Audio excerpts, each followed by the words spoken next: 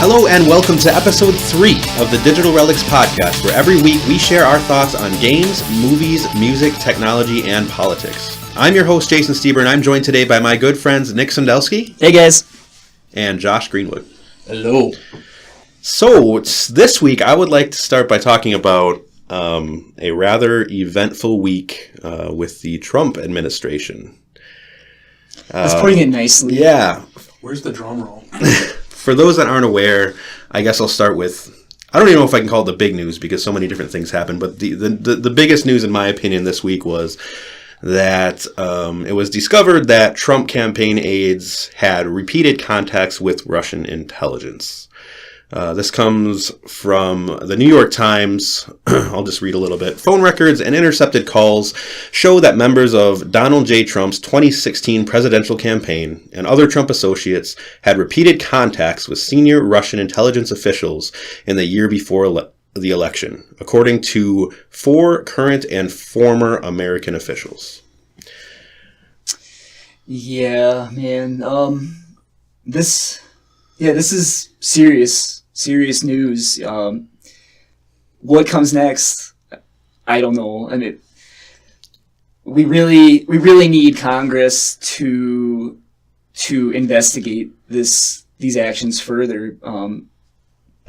Otherwise, what can the average person really do besides think about it and talk about it? I mean, am I correct in believing that Michael Flynn was well, I guess he wasn't officially fired, but he retired in response to this, or as part of this, or how is that connected? You mean resigned? Yes. Yeah, he resigned. Who knows what happened behind closed doors? But yeah, to give a little bit of backstory on this, before I think it was December, correct? I think that sounds right. Yeah. Michael Flynn was in contact with the Russian diplomat, while Obama he had been briefed on intelligence that Russia had been meddling, like you just discussed. So Obama was going to initiate some more sanctions on Russia for these actions that had happened last year. Well, while parallel to this going on, Michael Flynn was telling the Russian diplomat that, hey, we know that Obama is going to implement these sanctions. Just relax. When Trump is in office, we'll be in touch. So what did we see happen in the media? Obama announced the sanctions, and Russia came out officially and said that they were upset about the sanctions. 2-3 days later, Putin comes out and says, hey, you know what? We're just going to wait and see what happens. So all of these 3 stories are happening parallel to each other, and they fit in perfectly together. So it's very serious. Michael Flynn broke the law, the Logan Act, which states that you can't be in contact with foreign entities or as a private citizen. Basically, you're undermining the real the real governmental power that's in office, and that's exactly what he was doing.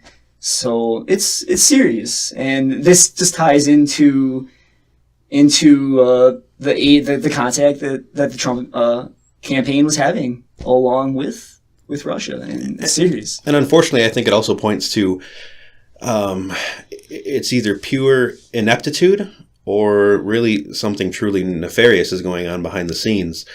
I think it's important to point out that Trump had found out about all this news weeks prior to Flynn's resignation. Mm-hmm. And I think it's also important to point out that Trump fired Attorney General Sally Yates, who was the woman who warned him about Flynn weeks or a month plus ago. Yeah, absolutely.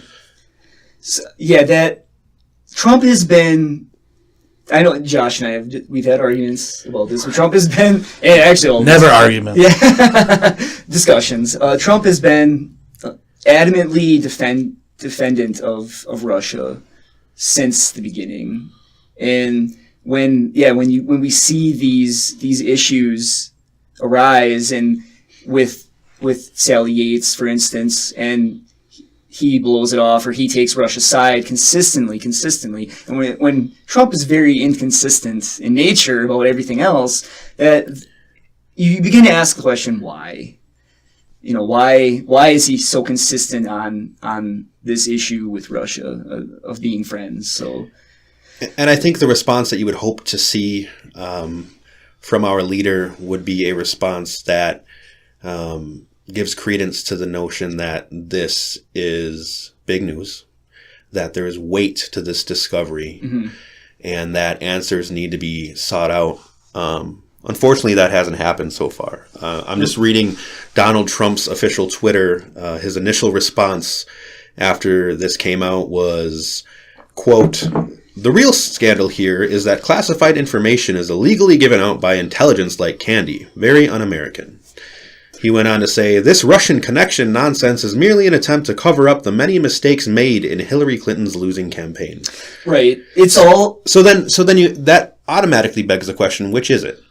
Is this a conspiracy that they're making a bunch of shit up to circumvent the idea that Hillary Clinton had a losing campaign? Or is it that insiders in his administration are leaking out intelligence? It can't be both.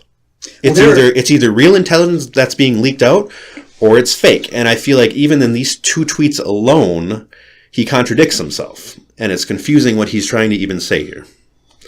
So I think the most troubling part of it is that obviously he didn't actually address the idea of what happened and what happened with these leaks and why there was communication with Russia and all of that. Could I think that it's interesting to point out the fact that you said, like, he needs to own up to this evidence. I don't think he's ever going to own up to this evidence. I think that, and let's take it a step back. Whoever the president was, if a story like this came out, they would not own up to this evidence.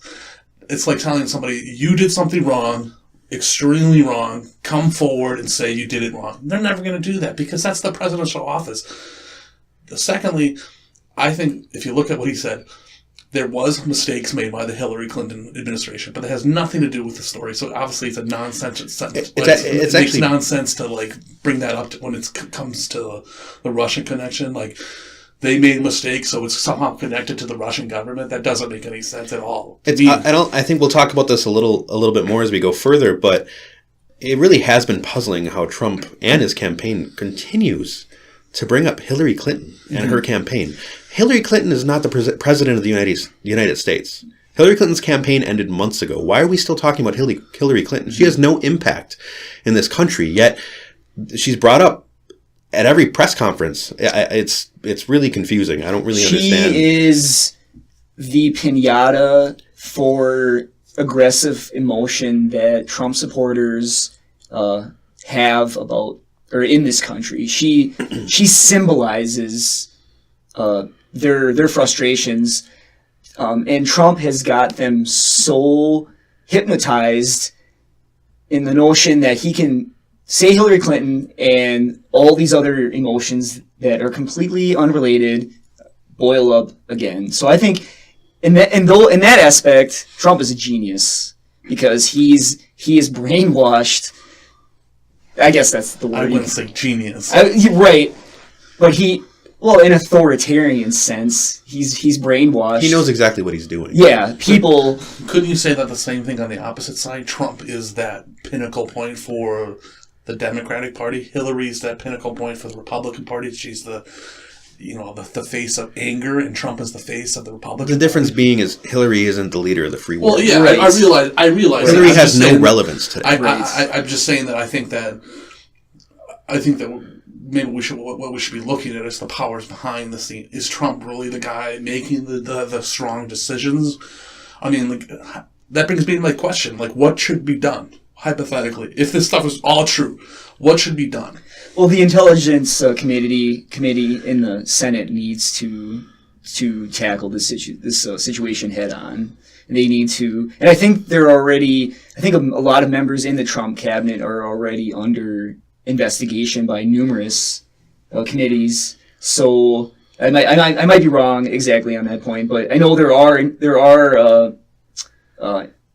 are investigations in progress. So how serious are those investigations, and when you get to the point where you undermine our democracy, and if those things come out yeah, I mean, that gets to my point. What I'm saying is okay, say everything you said is true, and it comes out like that. Mm-hmm. What should be the path the country should take? What should be the next step? Are we talking impeachment? Are we talking about completely replacing the entire administration? Because again, if you impeach Trump, you still have the entire Trump administration running the office. I mean, I guess I just want to know what you guys think. I think that's an excellent question, because I think what's happening right now is completely unprecedented in the history of our country. Mm-hmm. So, and you're right. If there's a problem from the top down in this administration, then impeaching Trump might not be enough to actually clean out the corruption that's going on. With that said, obviously, any actions that are made have to be made legally, and they have to be made with proper evidence. So I don't think that it would be realistically possible to completely sweep out all of Trump's administration, because there's probably no legal grounds to be able to do it. Yeah, right. Yeah, I think, let's say, the investigations came back and there's unrefutable evidence that Russia has influenced Trump to undermine America's. I don't like that word influence. I think there's evidence to say that these two groups, the Trump administration and the Russian administration, were communicating. They were negotiating. The Russians were choosing to bypass Obama to go and work with a candidate who they thought would be very friendly to their interests. Mm-hmm. They didn't want to work with Hillary because they didn't think Hillary would be friendly to their interests. So again, what they did was wrong, because yes, it does violate the Logan Act. It does undermine the Obama administration's authority. Mm-hmm. But the thing is, my question is, do you guys think that this has been only happening now, or do you think that this has been happening a long time before this? Well, first of all, I think to address what you're saying, we don't know what was communicated between Russia and the U.S. Right. So when Nick says that Trump could be being influenced, that could very well be the case. We don't know. We don't know what was said. And also, if the Russian powers that be believed that Trump was more willing and able to open the doors of communication and work with them versus Hillary or Obama, then the first question I think is why? Right. What do they have on Trump? I'm not saying they do, but does Trump have interest there? Is there money involved? Why would they move forward under the assumption that Trump is going to work with them more than these other candidates? The urination video that I've heard about. Yeah, Trump and the hooker. Which I must say, I feel like is probably not true, right. And it is completely unsubstantiated. So right, that's why it's very important that we have these investigations performed, because there's so much information that we are being bombarded with every single day. The Trump hooker thing, the Michael Flynn thing, the DNC hacks that have turned out to be incredibly substantive. So, taking all this information and putting it in its correct piece of the timeline is very difficult. And then also sorting out what's true and what's not. And the unfortunate thing, if, let's say, the pissing thing is not true, right? Then you know that a lot of Trump supporters and even maybe just average Americans will say, well, that was part of the news that came out, and that clearly wasn't true. And then that gets people doubting, well, is any of it true? Mm-hmm. Is this all just made up crap? And it's a worry that, the conspiracy side of me is like, well, is this some of this put out on purpose that's clearly false? So at some point when it's proven to be false, it makes people believe that the rest could be false. I have no idea if that's the case, but maybe that speaks to the time period we're living in. We're in the time period of fake news.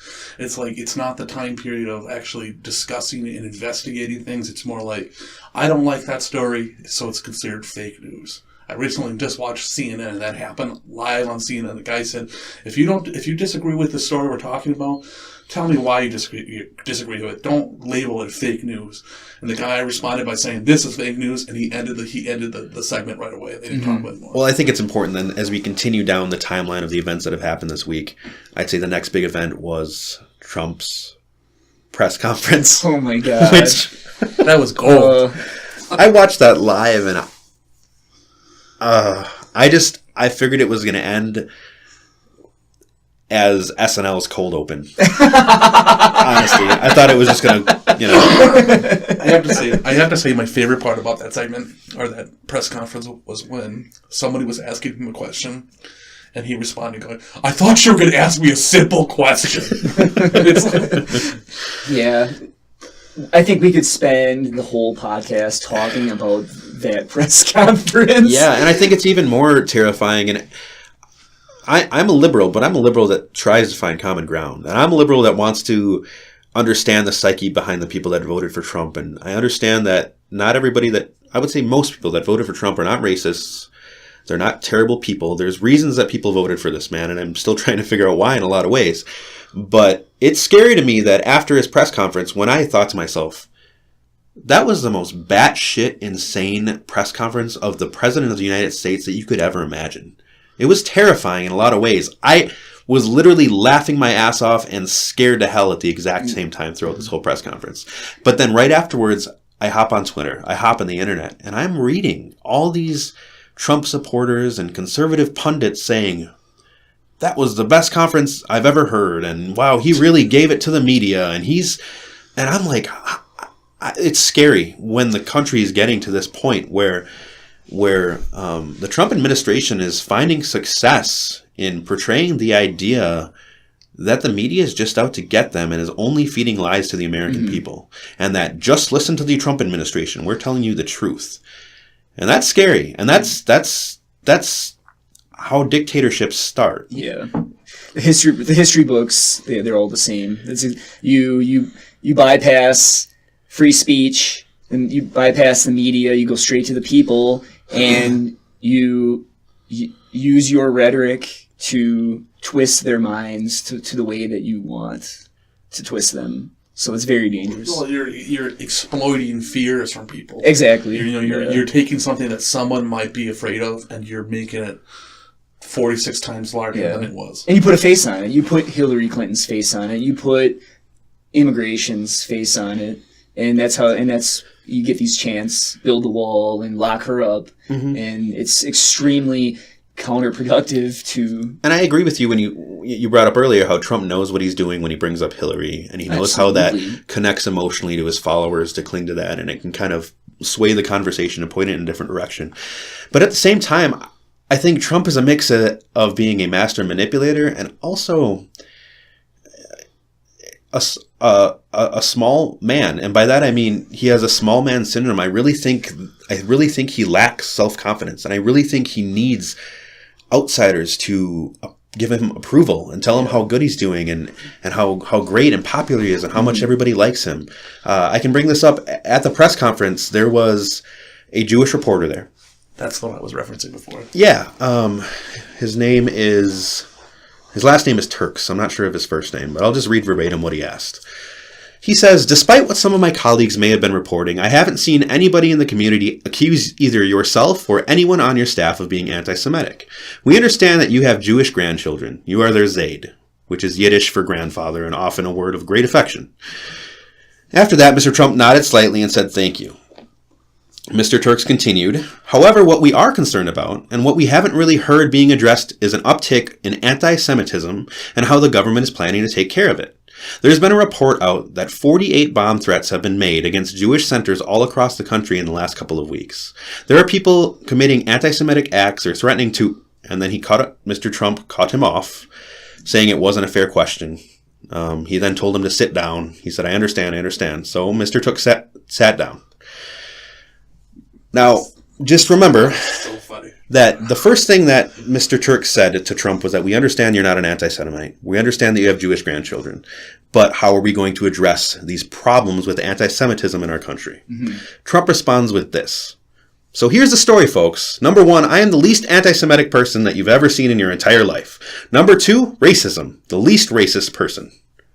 So he automatically took this story about a problem that clearly is occurring in our nation, and he made it personal, and he made it about himself, and he made it about his ego, and he turned it into an attack against him, that some reporter is calling him an anti-Semitic, when it couldn't be more clear that that wasn't the case. That tells me that's an unstable person, and that tells me that's somebody that clearly needs to be told over and over again that he's good, and that he's loved, and that he's doing a good job.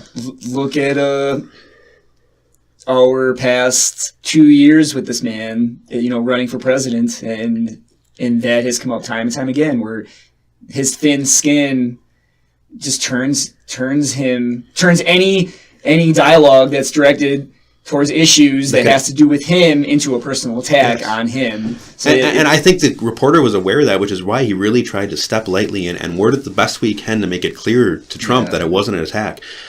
Trump never answered the question. That's as far as he went. He just said, "I find it repulsive. I hate even the question because people that know me know I'm not racist." And then he also, and he might not be racist. Like maybe he really isn't a racist person, but this idea that he takes everything so serious. Somebody in a leadership position like that has to look beyond himself, right, and understand that we're talking policy, we're talking ways to improve the country, right. He called the question insulting. He said, "Just shows you about the press. That's the way the press is." Right. He right away attacks the press. It's insane to me. He was also asked, whether or not he's racist. I'm not going to say on this podcast, but he was asked by a black reporter about Trump's agenda for addressing urban policy, and he was asked by this reporter if Trump intended to include the CBC in these discussions, which is the Congressional Black Caucus. They're a group of African American legislators that are a leading voice for issues dealing with the black community. His response to that was, "Tell you what, do you want to set up the meeting? Do you want to set up the meeting? Are they friends of yours? Set up a meeting." I have trouble believing that there's not implied racism there. Why? She's black, so somehow they're friends of hers? Was that what he's getting at? Right.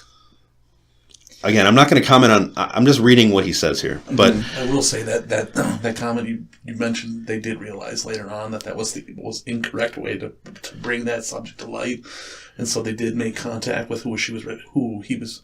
Was it a female reporter or male reporter? It's a female reporter. Yeah, they did make contact with the group that with the CBC. It basically indicated he responded to it in the most poor way but possible. Also, to be fair, the CBC responded saying they reached out to the administration back in January, on January 19th, and they never got a response back. Yeah. I mean, you look back in history, and new administrations do struggle in the beginning to get into the into the swing of things. That's not new. But when you look at the dysfunction that is Donald Trump, you look at his whole history as a businessman, and it's hard to imagine if they're going to right this ship in the White House and be able to work with the CBC and all these other people that are in Washington. So I don't know. The question I keep finding myself asking as we get further and further is this a planned evil dictatorship, or is this really just incompetency, or is it a mix of both? And I don't know. There's certainly incompetency there. There's no doubt. I think even some of the sternest Trump supporters could say they're off to a little bit of a rocky start here as far as setting precedents and doing things organized in the right way. It's been a very sloppy message. Things have been, sloppy, I guess is the best way to put it. So I agree. I think incompetence is the best way to put it. I mean, I hate bringing this up, but there's a point where you have to say, I'm a wrestling fan, so I'm going to bring a wrestling analogy here. But when you have someone who speaks very poorly, you get someone who can speak for them. So maybe the White House should try making someone speak for him, because he cannot speak very well. But he is the president. He's expected to speak. He's going to continue to speak. Right. Maybe they should clone him or something. Yeah. I mean, I think that he would look a lot better if he would stop boasting about everything. It's like he's like, I won by the most electoral votes ever. And everybody just fact checks that. No, you didn't. Oh well, I was talking about Republicans. Right. Which is still not true. Which is funny. Yeah, that's a whole nother issue too. Is we can sit here and we can discuss the actual facts, and we can come to that realization that he said things that are simply not true, or they're simply lies created to manipulate people. And the problem is those manipulations are working. I mean, he has a base of supporters that eat up whatever he says. Yeah, the overarching problem is that each and every day, as we go forward, the truth matters less and less. Right. People don't care what's true anymore. They don't care to seek it out. They treat politics like one would treat religion. They circumvent logic and science, and they go with their gut opinion. They go with their feelings, and this is not something where you can move forward that way. You need to know the facts. You need to know what's actually happening before you can make sound decisions. And that's what's scary about this time period. We are in the age of fake news. Fake news is a tool to be used against facts. Yeah. I mean, people, no matter how much facts you can throw into it, that fake news thing is going to be such a dangerous weapon for people. And it's a dangerous weapon used by the current administration to get people to overlook the major problems in their administration. Yeah, I just read a statistic about that. During Obama's presidency, roughly 25% of what he said was partly true or untrue. Mm-hmm. With Donald Trump, early in his presidency, we're looking at 75% of what he says is untrue or completely wrong. And this is another situation where, like, should I be laughing right now or should I be crying? And it's both. It is, because it's funny. This reminds me a lot of the ways as we all grew up in the George W. Bush era, where he created the most hilarious situations of any politician in our lifetime. Right. SNL, the last time they had ratings as high as they do today was when George W. Bush was in power. So obviously, I mean, there's some humor to be had in it. It's nice to laugh at times because it makes things a little lighter, but it is scary too. Yeah, it is. Yeah. Continuing on a lighter note in politics with the Trump administration, have you guys heard about Steve Bannon and his investments in World of Warcraft? I did read that. No, this is really funny. No, I didn't hear this. Is really funny. Essentially, Steve Bannon pretty much blew $60 million on a World of Warcraft gold farming money-making scheme. So if you're unfamiliar with gold farming, it's in the game of World of Warcraft. It's all fake. It's digital. But it's essentially the practice of hiring very low-wage employees at like 50 cents an hour, just people who like to play the game, to gather money in the game, and then they sell it to other players for real-world cash. So that's what gold farming is. So anyway, he invested $60 million of Goldman Sachs money to invest into this scheme, and he lost it all. I think you just laid out the Trump administration's economic plan. See, I played World of Warcraft back in the day, and towards the end of my World of Warcraft career, I did buy gold one time. Sure. I remember I felt so from Steve Bannon. Yeah, right. So that's what I'm getting to. Did I have an interaction with Steve You single-handedly kept Steve Bannon going for one more day. Right. There. Yeah. Yes, I'm still making some money. Did we have this quick connection between it? Was he the other character on the what other were end? you discussing with Steve Bannon? Yeah, Nick. Yeah, wow, $60 million. And Blizzard was against gold farming. They took every step to try to stomp that out. But right. People still were able to figure things out. Yeah, including Steve Bannon, apparently. Yeah. So better luck next time, Steve Bannon. Yeah, try again. Yeah. That's why he's secretly running the country now. He's gonna get back. He wants to get back. He just needs that money back. He's like, I just need another chance. Right. Got to get in there. Speaking of Steve Bannon, I don't know if you guys. I mean, obviously we were just talking about Trump's recent press conference, but don't you think he's the most standout person in all those press conferences? He looks so. Steve Bannon? Yeah, he looks so outrageous. I don't understand who dresses him in the morning. But he looks, I don't know, he looks like Val Kilmer or something like that. He moves to a beat of his own drum. It's like he's a lead singer of a 70s rock band or something like that. Right. He may be completely demented in worldviews, but he is an incredibly intelligent person. He may be a supervillain, I don't know. Yeah, he is the supervillain of our time. Well, he was one of the executive CEOs of one of the most popular news publications in the country, and I got to correct myself. I can't call it a news publication. Yeah. I'm not going to share what the site is either, but they were a proud purveyor of alt-right news, and they still are. They still are, yeah. So I think I'm done talking about Donald Trump for right now. Yeah, that's good enough for a week. Let's lighten it up a little bit. This is supposed to be a positive podcast. How was your guys' weeks? Great. I busted out my GameCube for the first time in years. Yes. Yeah, I am currently... this is going to sound really weird. Wii U-less. I gifted my Wii U onto a brighter future as I wait for the Nintendo Switch to come out.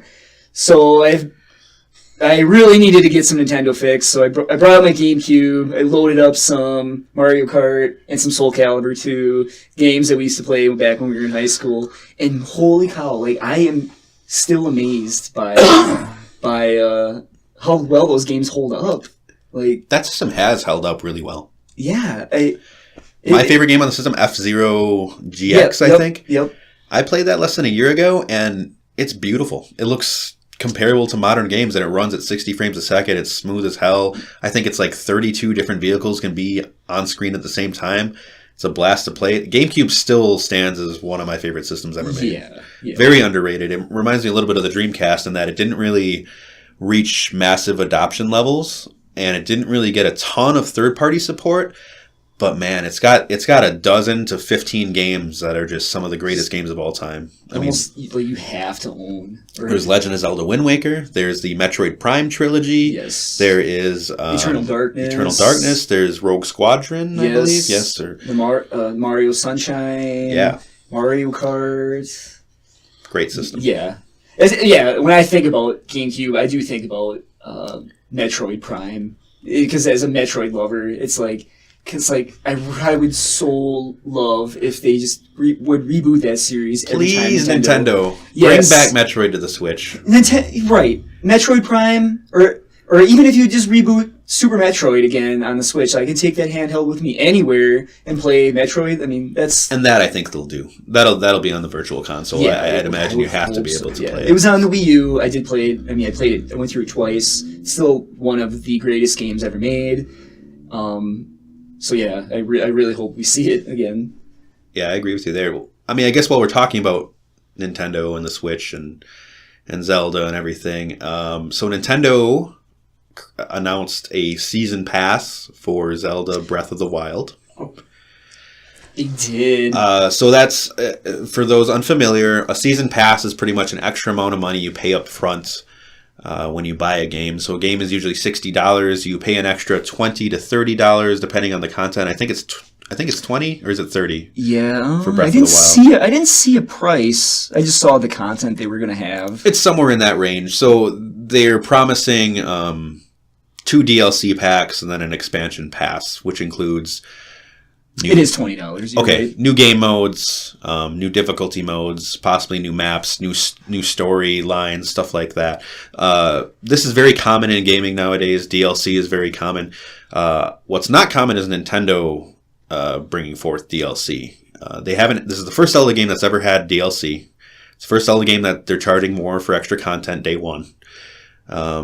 I will say that I believe Mario Kart and a few other games have had DLC with Nintendo. Yeah, Mario Kart, they introduced some new carts and some new characters and some new maps, which for that game is perfect. You know, like you want to race in that universe, and the more content they release, the better. And they were reasonably priced. You pay $3 to $5 for a few add-ons or whatever, or you could bundle it all together.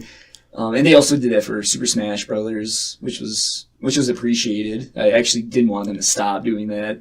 But for Zelda, I don't know. I guess as Nintendo has held out on the DLC content for so long, I'm a little heartbroken that some people are not going to have the same experience as other people because they can pay more up front. So do you think it's a risk? I don't think it's a risk. I just see it as one of my most cherished franchises becoming like too much about money. Mm-hmm. They're taking advantage of that fact. I think with any product, what it really comes down to is the content going to be worthwhile? Is it going to be just some add-on stuff that you really don't ever need to play? Is it going to be another horse armor situation with Elder Scrolls Oblivion where you're paying money for something you really don't need or you'll ever use? It makes my life better, okay? Or is it going to be a Witcher 3 situation, which is probably one of the best values I've ever seen in gaming, where you got an expansion packs for 2 full additional side games that came out in the year after The Witcher 3 came out. Some of the best games I've ever played. Not just best Witcher 3 experiences, but best games, period. And each expansion pack was 20 to 30 hours a piece. Now, if Nintendo can match or even approach the type of content that was provided by a game like Witcher 3, then I'm all about it, and I think it would be awesome. And I think Nintendo has been really good with DLC so far as a value proposition goes. From what I understand with Mario Kart, they offered a ton of value for just a handful of dollars. Absolutely. So it was worthwhile, like new maps and things like that. Yeah, so new characters. That's what it comes down to for me. I'm not strictly opposed to the idea of an expansion pass, but Nintendo's just got to show that it's worthwhile. And I think if they don't, especially considering it's coinciding with the launch of the Switch, it's going to be a really bad look for them, because if this is the type of pricing model they want to do moving forward, let's say with Mario Odyssey or Splatoon 2, they really need to get it right the first time to give confidence to consumers that if they buy an expansion pass or a season pass, that they're going to get value out of their extra money. So that's the biggest thing for me. Yeah, and that the game doesn't arrive day one broken, which I don't think Nintendo would ever do. No. And really, I feel like, just considering, I feel like Breath of the Wild has probably been ready for months, if not half a year. I think the main reason Breath of the Wild isn't out yet is because the Switch wasn't ready. Yeah, I think Breath of the Wild for the Wii U might have been ready to be released a year ago, but they understood that it wouldn't be the right decision from a business standpoint. So, do you think if these games come out poor, that it could break this system? Yeah, I mean, I think I don't think it's going to happen. No, I don't think so either, but in the doomsday scenario, that if something, like, you are living in the Trump era. Yeah, literally. I'll just dig a hole in the ground and live there if that happens, because you're right. If Nintendo's launch is so limited and they clearly are really banking on Zelda as being the game to get at launch, if that game somehow disappoints and that's really the only game that's worth getting on paper, yeah, that could be a big situation, because after that, there's not a whole lot of games in that launch window. That sounds like a t-shirt. Zelda or die. Yeah. So, talking more about the Switch, did you guys hear about the leak that came out? No. So, a user on the gaming forum NeoGaf, the user's name is Hip Hop the Robot, randomly, just a guy like us, pre-ordered the Switch. Just a guy. Woke up last week, and the Switch was at his doorstep. What? So there was, in the interest of preserving the reputation of whatever store that he pre-ordered it from, he didn't say where it came from, but it arrived early. He provided photos, video, unboxing, everything. So somebody out there who's just like you and I has a Switch in their hands right now. Did Nintendo announce? There's been no comments on it. I think it's well known that the press has had their hands on the Switch for a little while already, getting ready to review it and probably playing through the launch games to have reviews ready by launch. But yeah, this is the first person who I actually got to see it happen in real time. I'm a user on NeoGaf, and I was talking on the forum, and people were talking about whether or not they're still excited for the Switch. And some guy's like, hey, yeah, I'm pretty excited. And he posted a picture of the Switch box opened up, and everybody's like, oh, Photoshop, this is bullshit. And so he followed up by posting a video, and then all the news outlets ran with it. It's on IGN, it's on The Verge, it's on Polygon, it's on GameSpot, it's every site out there. It's real, it's legitimate. I will say, take a look at the video. The interface looks really, really nice. He didn't show it hooked up to a TV, so he's only using it in handheld mode, but it looks very iPhone-like. It's got a white interface. It's very smooth. Really. Yeah, they're doing the tile-based system, right? Where you just swipe. For the main screen, it's tiles. tile-based for your games, but he also dug into the menu system. Nice. And even a little bit of the Nintendo Store, the eShop. Okay. He didn't log into the Nintendo Store because it asked for an update, and he didn't want to update in fear that Nintendo might pick up on it and brick his system or something. So it's really interesting. It looks beautiful. It's a beautiful piece of hardware. So yeah, the hype continues to build. I cannot wait for it to get here. So it is less than 2 weeks away now. I just ordered my extra large memory card. Oh, nice. Storage card. How big? 200 gigs. It's the same one I got. Yeah, so I should be able to get everything Nintendo related on it. So I pre-ordered a Pro Controller, and then the system itself, and then an SD card, and Breath of the Wild. So and an IV line, so you can like stay in one place for right. 2 weeks. Yeah, I've got my catheter in already, so I never have to get up. I'm going to be feeding Mountain Dew intravenously right now, just to keep myself going. Cold red, no cold. What was that orange one that used to be out? No Game Fuel. Oh, that's Game it. Fuel. Oh, I died drinking that stuff. It's essentially Master Chief's piss right into a can. Exactly. That's what Game Fuel. Yeah, That's great. Terrible, the worst. I remember. I think all three of us were there. We had a LAN party with Halo Reach or something like that. One of the old Halo games, and they had that Game Fuel promotion. And we drank a lot. Yeah. And I felt like before even midnight hit, we were like, I'm just going to go die somewhere in a corner now because it's not worth it. So, kids, if you're listening, don't drink Game Fuel. Yeah, don't drink Game Fuel and it's drive. Not worth it. Yeah. So, Josh, how was your week? I forgot to ask. Oh, yeah, Josh, I'm sorry. Sorry, Jeez. I'm the forgotten guy. We're just so excited about the Switch that nothing else Priorities matters. here. That's right. I'm fine. Yeah. Sorry. My week's been good. I took the plunge. I bought For Honor. I've been enjoying it. I'm not afraid to say that I consider it the greatest melee multiplayer game of all time. Ooh. Wow. That is a pretty specific category, though. But Yeah. I can't think of any other games like that. I had to make sure I said it exactly like that, because otherwise I'd be opening myself up for argument here. But for those who didn't listen last week, Josh played in the multiplayer beta of For Honor, and he had pretty positive impressions. But he wanted to hold back glowing words until he got his hands on the final copy. You know, I think if I... Right now, after my first... Well, I've only played it for like 2 days. But I'd give it an 8 out of 10. The multiplayer is really fun. The combat is really fun. It's got a good story mode, but it's not replayable. My biggest issues with it are what I think I said last week, which was connection issues.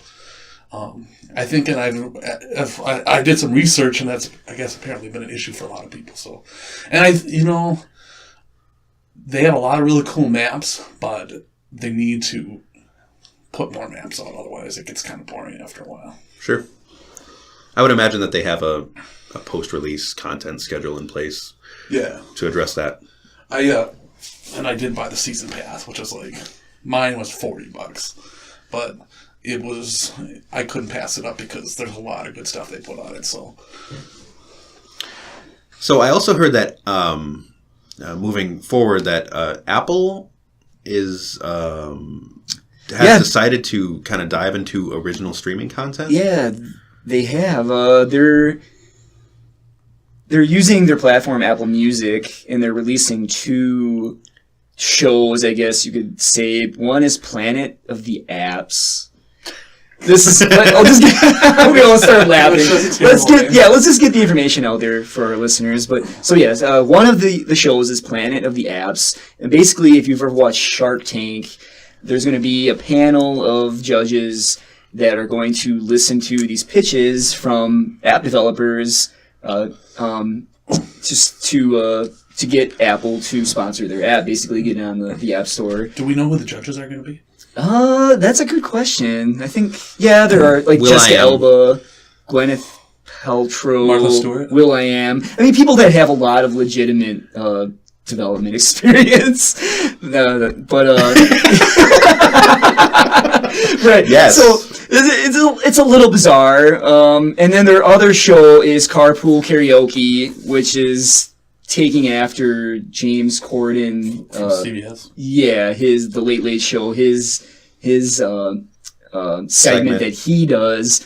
So, okay, Apple, it's a start. I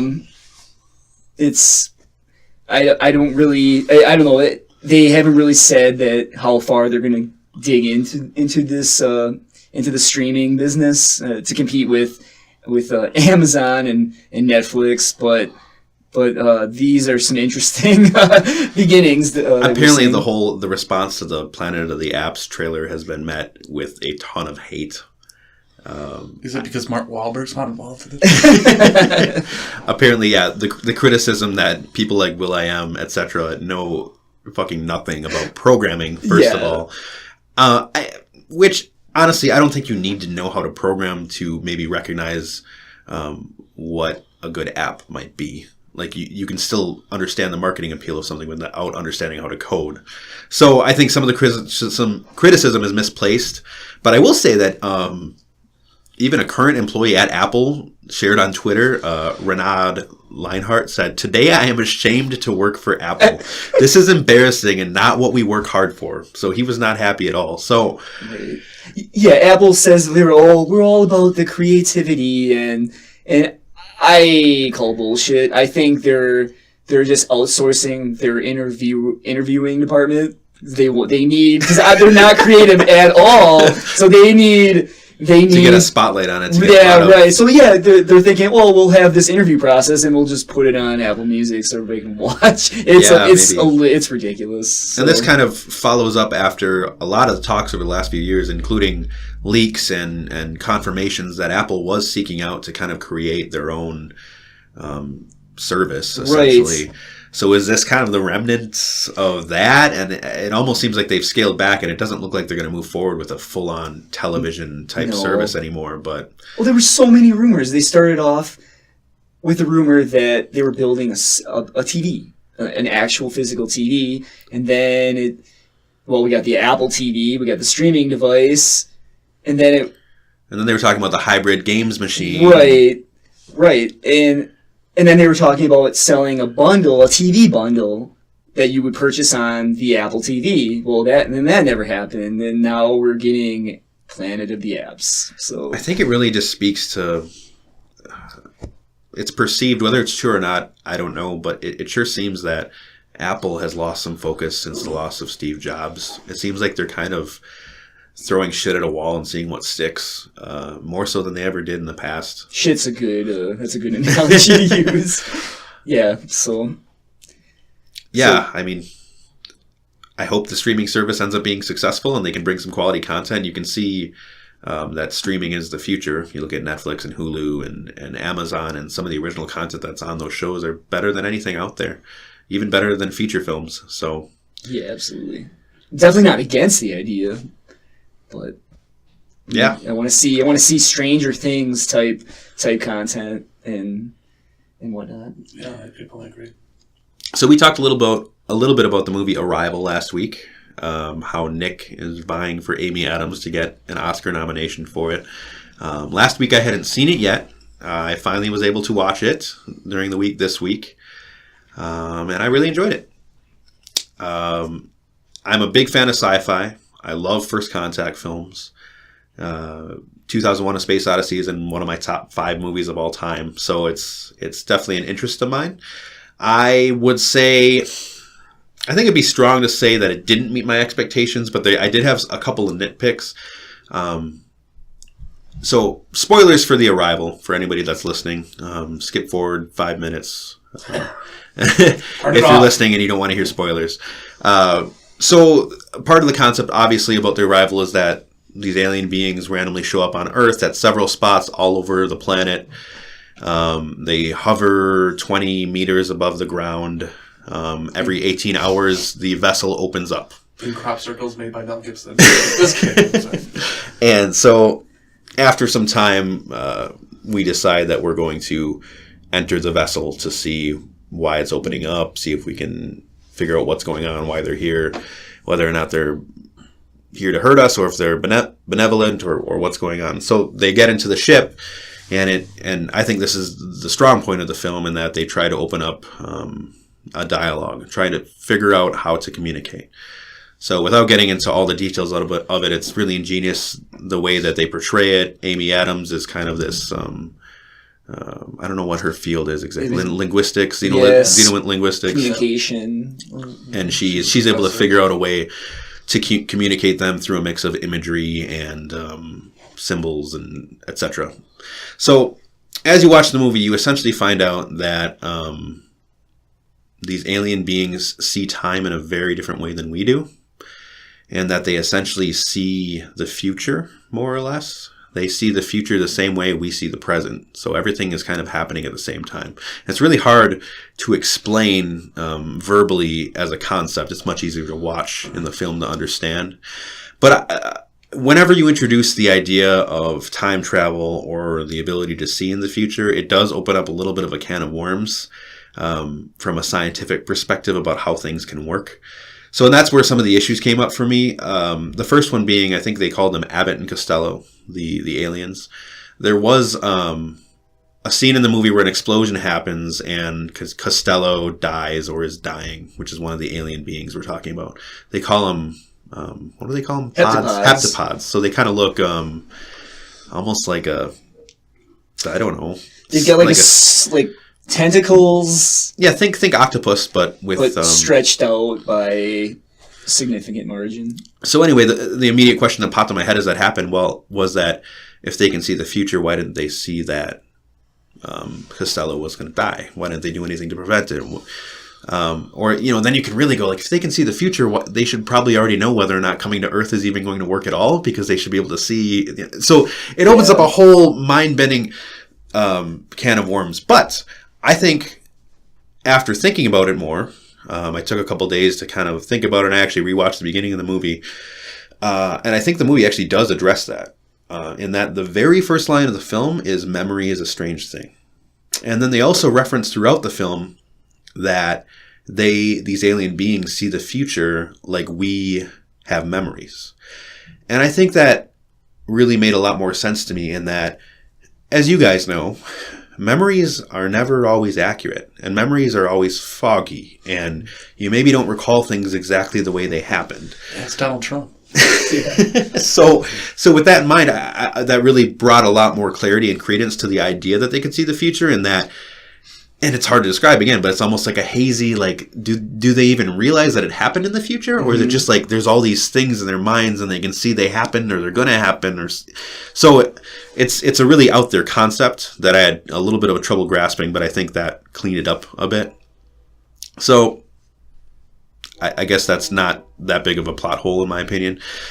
The only thing that I did have an issue with was near the end of the film, the main characters, Amy Adams' character, Louise, essentially uses, as she's gained knowledge of the language of these alien beings, she also gains their ability to kind of see into the future.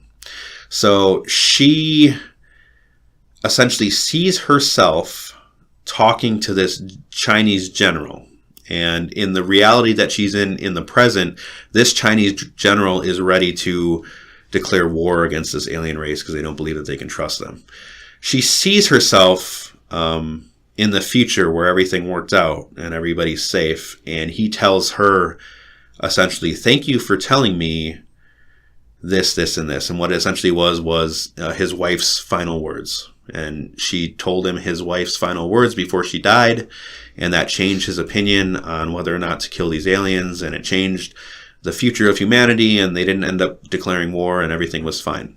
So this introduces a weird movie thing, and really a weird time travel thing called a causal loop, which is essentially a sequence of events in which an event causes another event, which in turn causes the first event, and then that first event causes that other event, and it goes over and over and over again.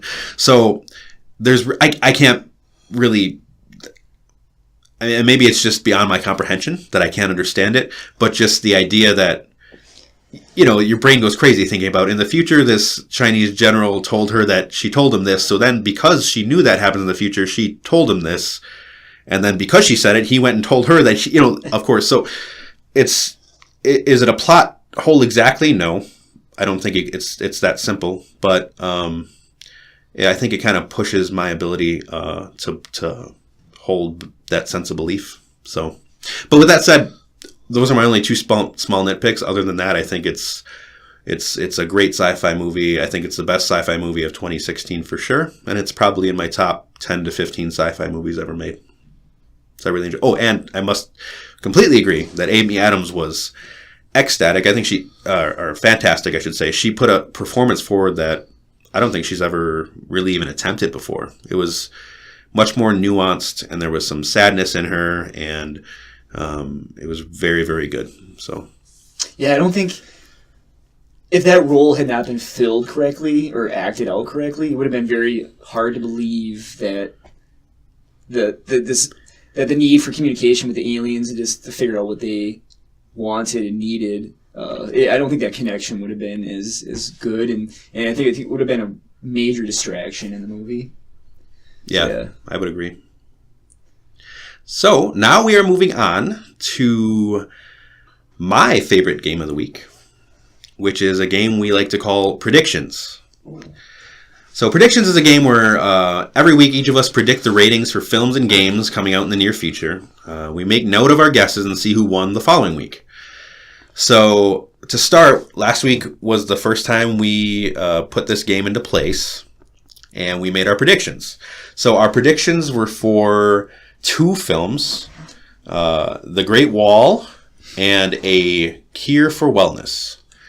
And Nick predicted 35% on The Great Wall. Josh predicted 31% on The Great Wall. And I predicted 38%. So the actual Rotten Tomatoes rating of The Great Wall was 36%.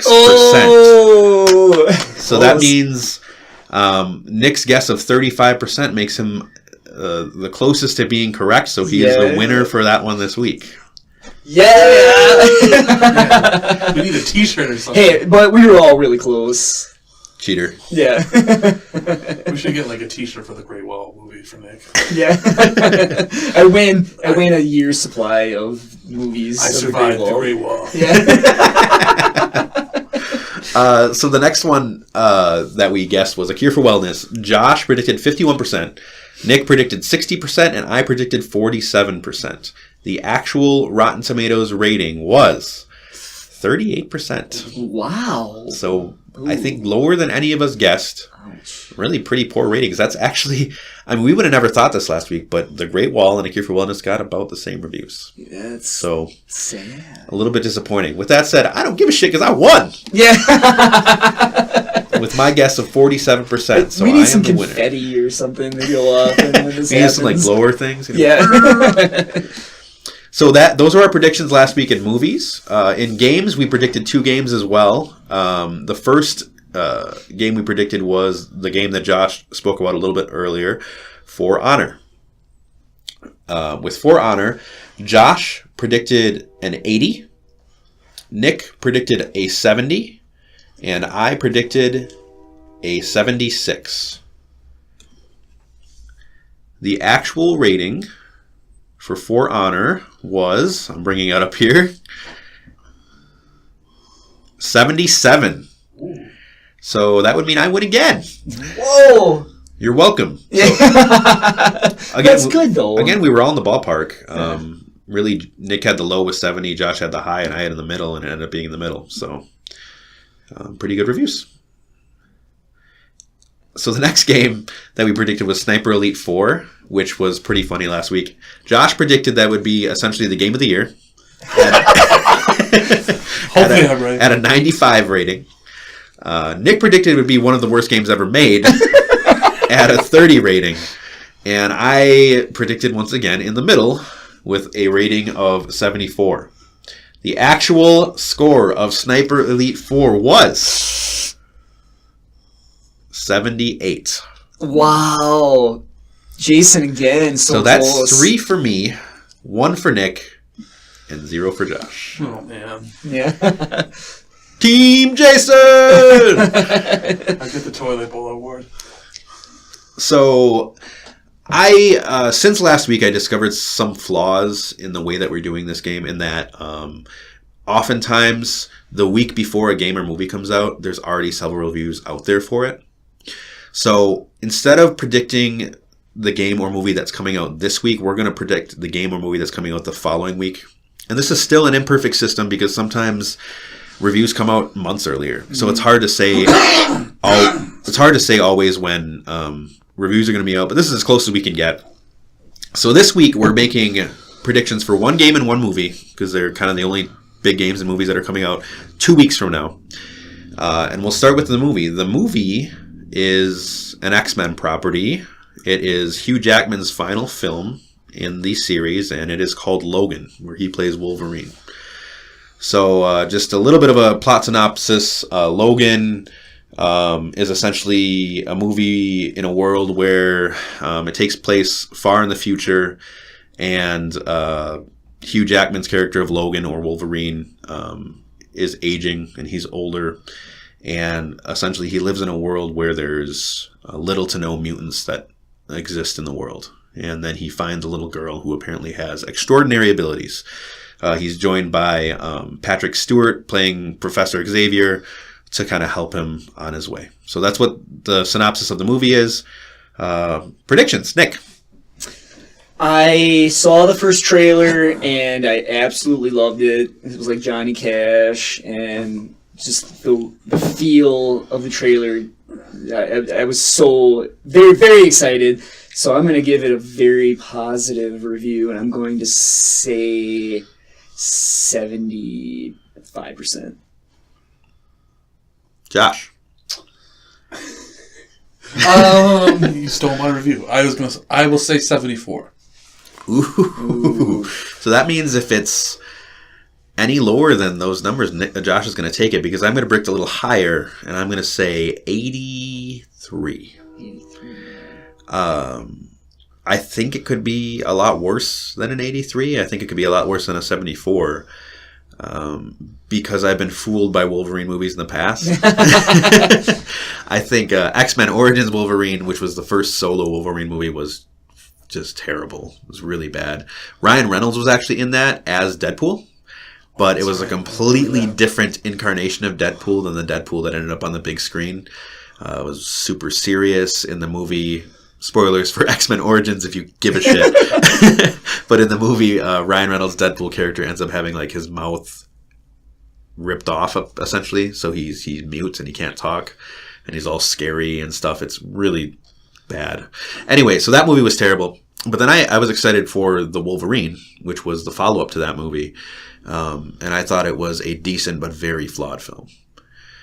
So with that said, Logan, I think the trailer was one of the best trailers I've seen of the year, and I think if it can meet the expectations of that trailer, it could be one of the best superhero genre movies ever made.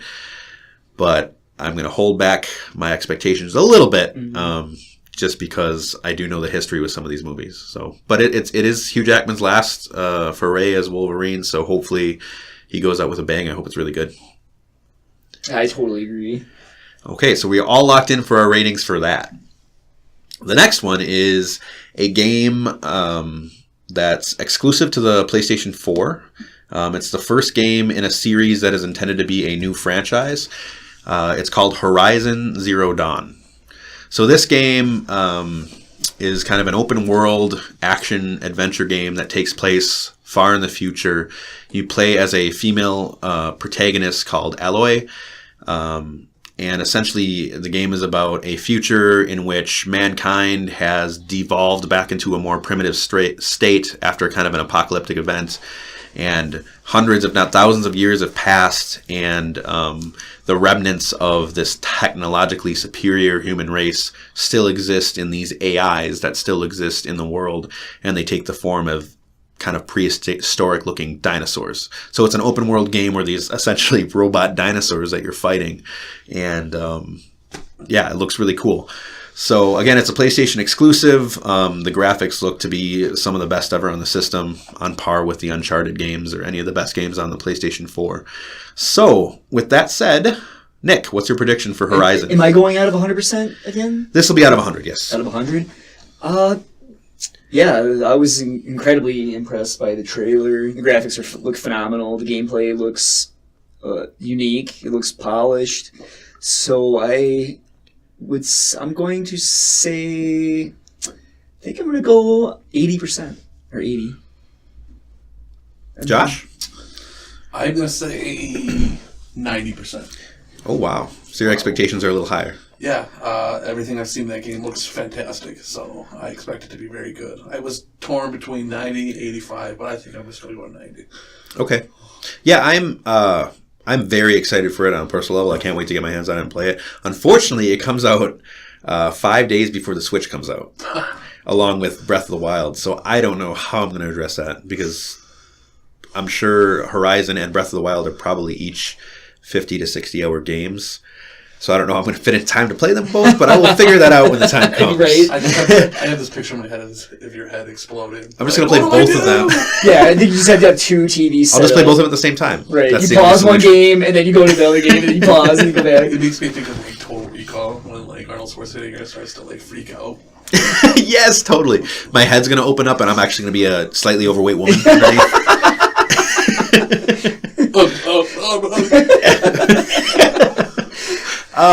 So with that said, I think it's going to be successful, and I think it is going to set off a new franchise, a very successful, well-reviewed one. But I think, generally speaking, the first entry in a new series of games usually tends to be the least polished and maybe a little bit more half-baked. So I think it's going to be very, very good. But I'm going to damper my expectations just a little bit and say that I'm going to predict it gets an 86 overall rating. That's still pretty positive. Yeah, so we all have expectations that it's going to be one of the better games of the year. So those are our predictions. We will revisit those next week, and we'll see who was correct. And then we also will be making new predictions next week. For and then we're kicking somebody off the island. So with all this talk, really with Donald Trump and whether or not he has racist tendencies, and then talking about the Grammys and how Beyonce hasn't won a Grammy, possibly because of racial reasons, I just wanted to address an event that's coming up in the near future, the Oscars. So the 2017 Oscars, I think, are premiering in a couple weeks, I think at the end of February.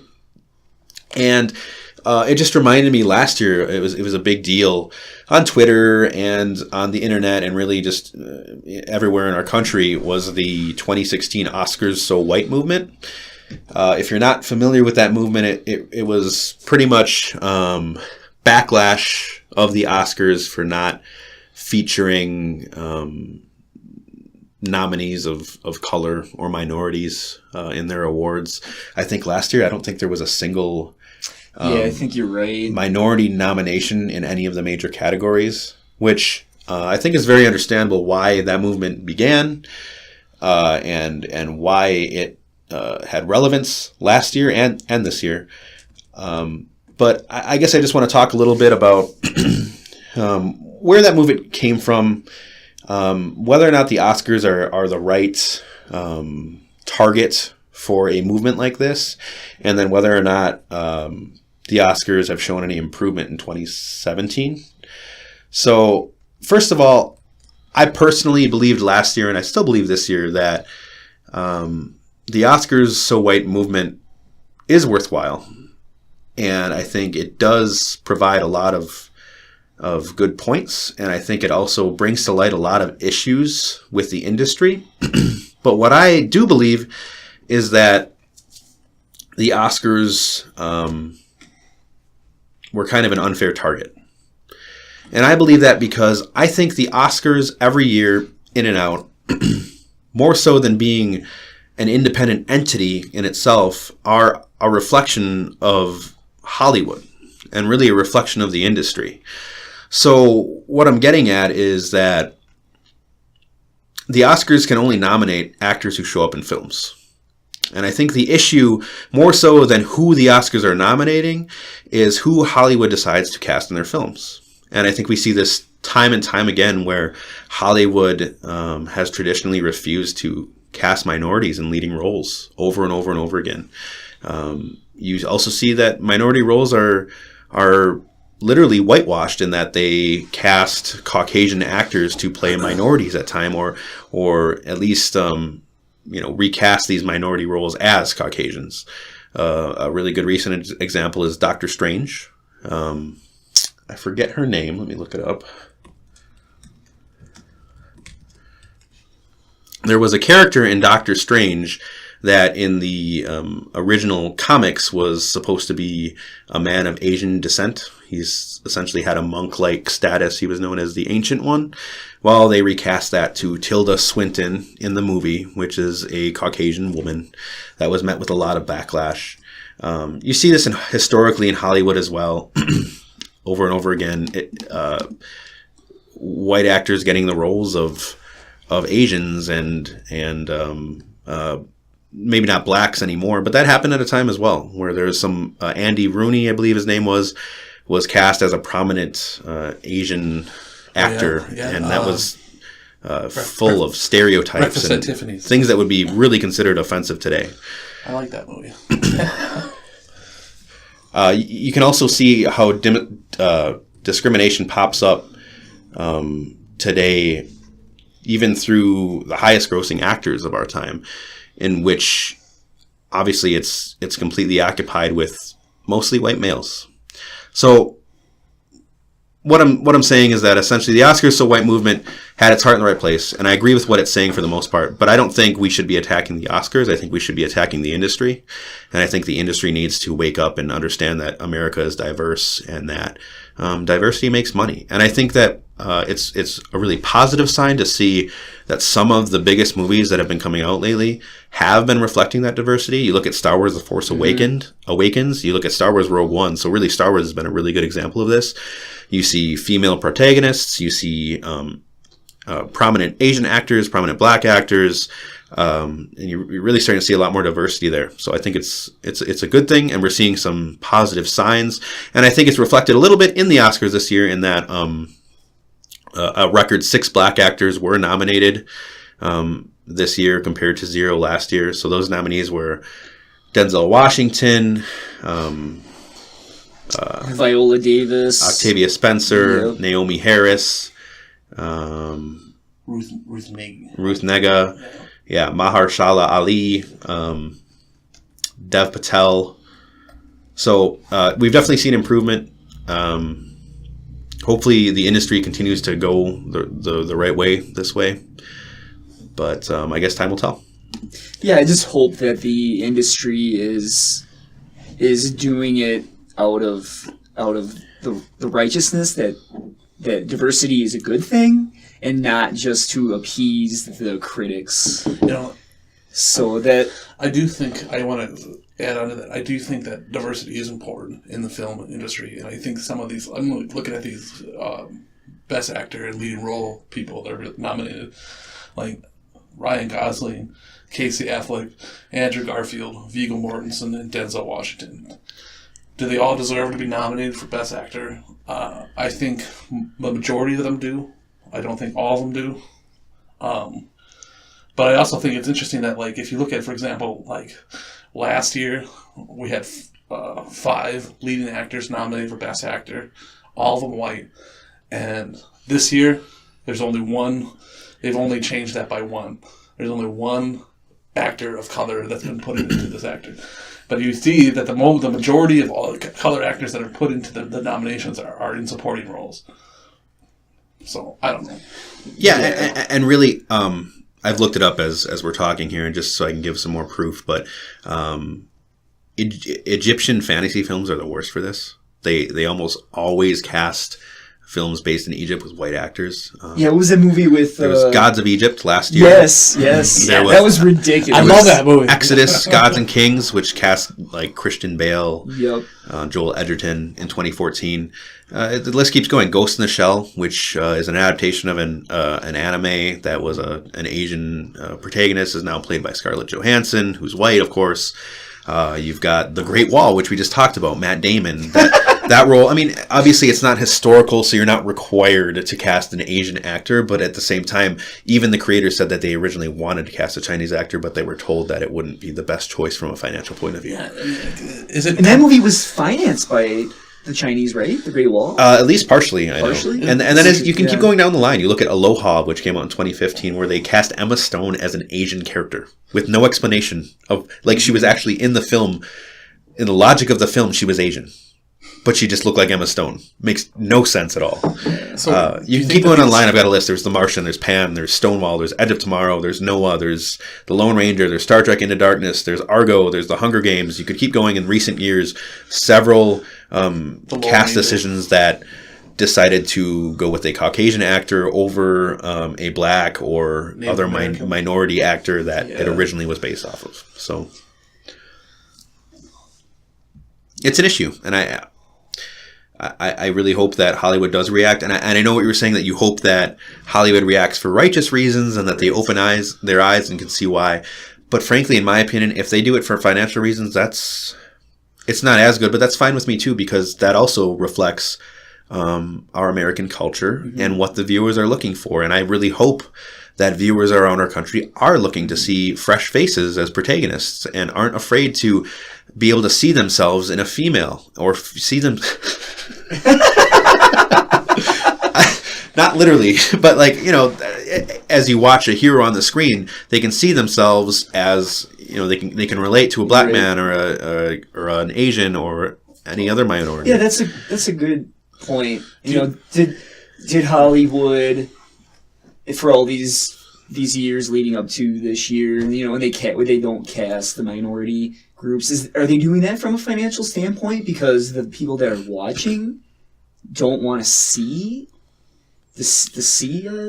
those roles cast in a more and minority it's sense? definitely true that at the very least that was the excuse that was given out, was we'd love to cast you in this role, but unfortunately we just don't think that they would call an A-list actor that would bring in the type of money that we need. And of course the A-list actor is always a white male.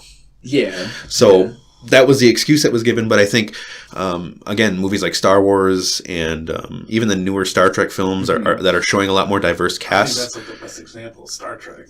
Yeah. Mm-hmm. And you're seeing a lot more films, obviously with female leads as well, that are showing that there's movies out there that can then cast lead actors other than white males and make some money. So I think that's probably the biggest reason Hollywood is reacting, is because they're seeing that they can find success. Mm-hmm.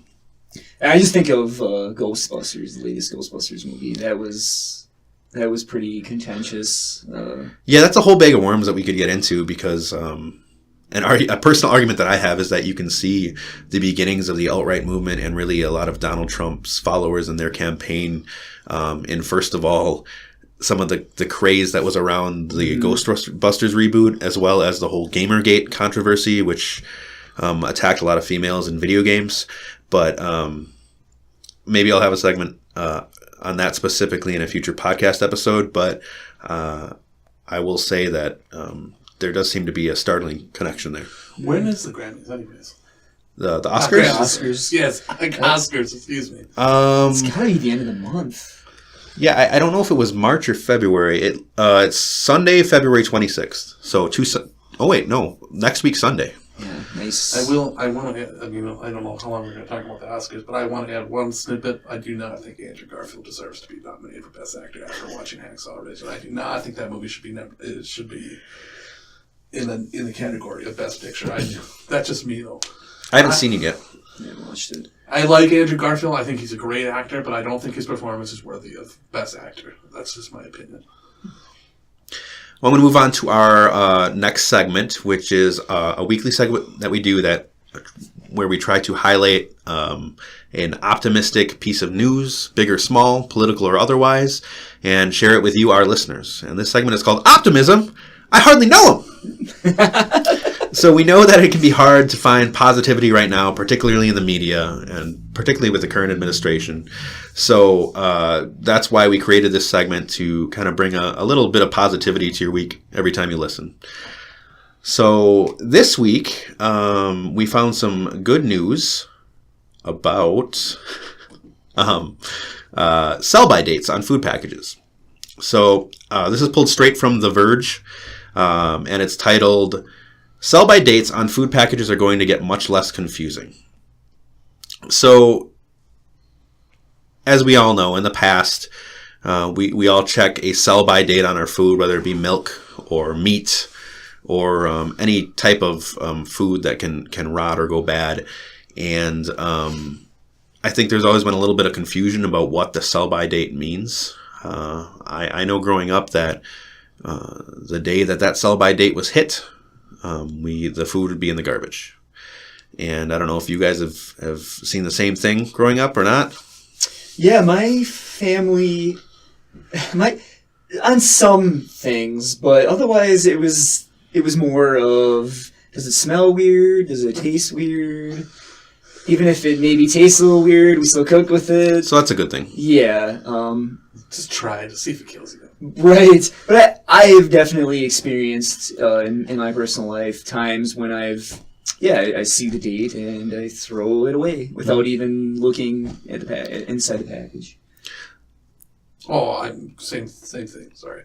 So the good news is that essentially they're simplifying this labeling system. The two largest trade groups for grocery manufacturers and retailers announced today that they're going to eliminate the handful of the current 10 different labels that are used, from sell by to use by to expires on to best before, and they're simplifying it down to simply use by or best if used by. So when it has a use by label, it means that a perishable food should not be consumed after the date printed on the packaging, no matter what. Best if used by means that a perishable food may not taste or look quite as it should, but it's still safe to consume. So I think this is much clearer communication for the consumer, and I think this will lead to consumers hopefully hanging on to food longer and eating it rather than throwing it away. I'm not sure if you guys are aware, but one of America's largest problems today is food waste. America throws out 35 million tons of food a year. That brings me a story. I remember when I was in high school, the whole class went to eat at. You guys ever went to that restaurant, the Rainforest Cafe or whatever? It was like all rainforest, and the school bought everyone food, so we had everything you could possibly think of on this table, and so much food that you couldn't eat. And after we were done, what did they do? They took all that food and they dumped it all in the trash. And this has become a true epidemic of epic proportions over the last 30 years. In 1960, Americans threw out about 6 million tons of food each year. In 1990, they threw about 17 million tons of food out each year. And as of 2015, we're throwing out 35 million tons of food each year. So it's getting huge, and it's going completely the wrong way. The average American household throws away over $2,000 worth of food a year. One household. Yeah, I was just going to bring up that point. I mean, it's not. I mean, from a economical standpoint, right? It's not just from a nature standpoint. You know, we're spending energy growing this food, and there are people in this world that do go hungry. But yeah, from an economic standpoint, that's a lot of wasted money. From an economic standpoint, and then also, like you said, imagine if 35 million tons of food, instead of ending up in a garbage somewhere, went into the bellies of hungry children. Mm-hmm. That would speak to so many things. Economically, from a standpoint of poverty and homeless, and then of course from a standpoint of environmentalism, the amount of food that we would need to create. Imagine if we had to create 35 million tons less food a year to feed us. Now, I think it's unrealistic to completely eliminate the idea of food waste, but I think this is a good, small, but very significant step into hopefully creating more informed consumers who know when a food truly needs to be thrown out and when they can get away with eating it. This is great news. I think you're highlighting something that is a myth in our culture society. People believe we do not have enough food. The fact is, we do have enough food. It's just not being given to it's not being given proportioned out. Yeah. So I think it can't be denied that this change that will be happening will absolutely lead to less food being thrown away. And I guess the statistics will have to show over the next few years how much of an impact it has. Hopefully it's bigger rather than smaller. But that's your optimistic piece of news for today. That's a great story. I've definitely been confused on dates. Yeah, same here. And I'm one who really tries to go above and beyond to make sure I'm informed about what food I should be throwing away, because I've been aware of this for a little while. And even there's times when you just don't know if, like, is it okay if my meat's a little it's discolored and it's a day past. When it says sell by, does that mean I shouldn't eat it? It smells fine. I don't know. So hopefully this labeling will really help with that. So, oh yeah, it's my turn. So this week I would like to do a music review. We haven't talked a lot about music on the podcast, so I figured change things up a little bit. I recently picked up a new album by Astra, labeled Future Politics. I just recently discovered this band through this album, and a little bit of backstory. Katie Stelmanis, I think I'm saying her name right. She started this band a few years ago. I want to say like 6-7 years ago. She's a classically trained pianist and opera singer, which is kind of funny to think about because this is an electronic band. So you can definitely sense the influences of her opera upbringing within her music. She sang for the Canadian Children's Opera House beginning at age 10, and I think throughout high school. So she fell in love with electronic music, and the band Astra was a fruition of that excitement in electronic music. So yeah. Otherwise, getting into the album specifically, it was sort of a paradoxical state while I was listening to it. I've been a big fan of electronic music for a long time, listening to like Daft Punk and LCD Sound System and Justice and bands like that. So analyzing electronic music can be a little difficult because when you take it apart, it sometimes can be like you oversimplify it when you're not supposed to oversimplify it. So I really try not to do that much when I get into this genre. But that being said, when you listen to it from a non-critical standpoint, this album really has the capacity to really take you out of the present and really take you into a world that Katie is trying to portray. And in this album she really takes a political turn compared to her previous two albums.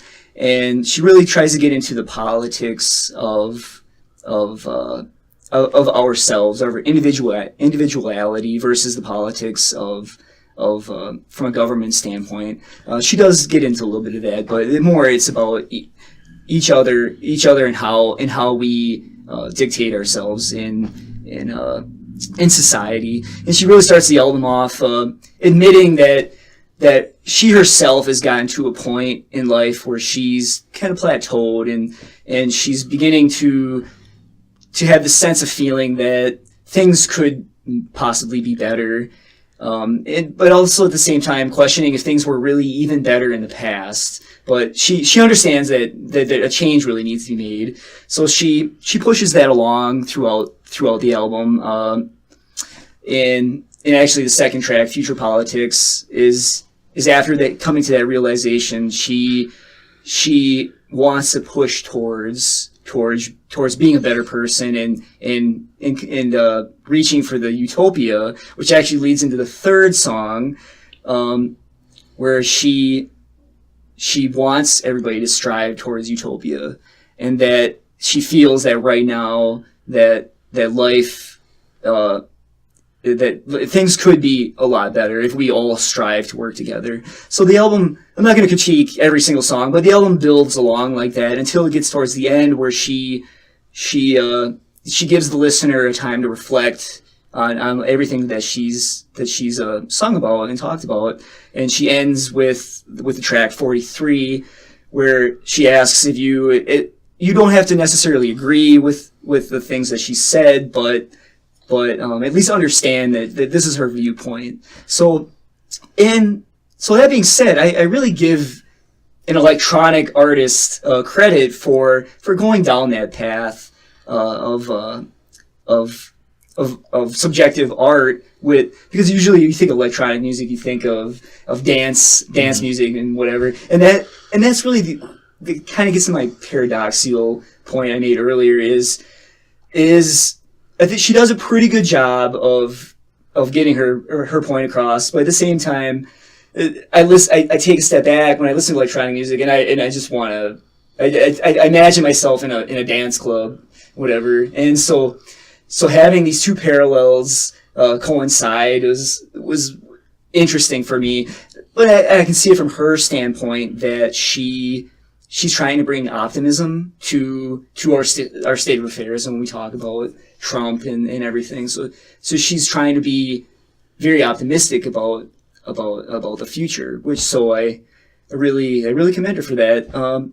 But otherwise, if I had going off of a rating out of 10, I'd give the album a 6 out of 10. But I going with the paradoxical state again, I would totally say that you should definitely listen to it if you are a fan of electronic music. So that is my review.